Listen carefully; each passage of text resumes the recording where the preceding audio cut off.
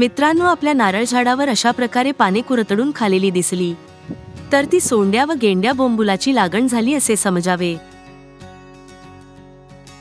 जर आपण याकडे दुर्लक्ष केले तर काही महिन्यांनी या झाडाची अशी दुर्दशा होईल। मित्रांनो, या समस्येवर उपाय म्हणजे कामगंध सापळा। मित्रांनो, ही सोंड्या बोंबुलाची गोळी आहे आणि ही गेंड्या बोंबुलाची गोळी आहे। आता आपण या दोन प्लास्टिकच्या सापळ्यामध्ये अशा प्रकारे लावून घ्यावयाची आहे।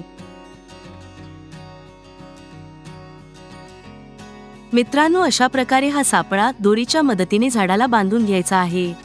दोन्ही सापळ्यामध्ये अर्धा लिटर पाणी ओतणे गरजेचे आहे। आता रिझल्ट पाहूया 8 दिवसांनी। मित्रांनो, ट्रॅप लावून 8 दिवस झालेत। चला पाहूया या पहिल्या ट्रॅप मध्ये येथे फक्त एकच सोंड्या बोंबूल सापडला आहे। चला आपण दुसरा ट्रॅप चेक करूया।